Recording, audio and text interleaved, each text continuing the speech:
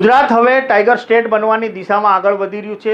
આ મામલે સરકાર અને વહીવટી તંત્ર ખાસ કરીને વન વિભાગ ખૂબ જ ગંભીરતાપૂર્વક ખૂબ જ સંવેદનશીલતાપૂર્વક બિલકુલ ગુપ્ત રીતે વાઘના સંરક્ષણ માટે કામ કરી રહ્યું છે। આ માટે દિલ્હી ખાતે વાઘના સંરક્ષણ માટે કામ કરતી national tiger conversion authority, wildlife institute of India tiger cell, બે ટીમો જે દેહરાદૂન ખાતેથી આવે છે અને એક દિલ્હી ખાતે, આ બંને ટીમો હાલ ગયા મહિને દાહોદના દौरा પર આવી હતી। દાહોદના વન વિભાગના સ્થાનિક કર્મચારીઓને 3 દિવસીય બેઝિક ટ્રેનિંગ આપવામાં આવી હતી કે વાઘના સંરક્ષણ માટે કેવા પ્રકારના પગલાં લેવા જોઈએ, વાઘના ફૂટપ્રિન્ટ મેલ છે કે ફિમેલ છે, તેની હગાર, તેની લેટરિંગ વગેરેના સેમ્પલો લઈ દેહરાદૂન ખાતે મોકલવામાં આવ્યા હતા। દેહરાદૂન ખાતે કામ કરતી આ સંસ્થા ટાઈગરના સંરક્ષણ, તેમના ઉપર ડેટા એનાલિસિસ કરે છે, તેમના ઉપર રિસર્ચ પણ કરે છે। એટલે આ બંને ટીમો દાહોદ ખાતે આવી હતી, 3 દિવસીય ટ્રેનિંગ આપવામાં આવી હતી। હવે મધ્યપ્રદેશથી દાહોદ ખાતે આવેલો અને સાગટાળા કંજેટા રેન્જમાં સ્થાયી થયેલા વાઘનો વંશવેલો વધે તે માટે ખાનગી સૂત્રો દ્વારા મળતી માહિતી અનુસાર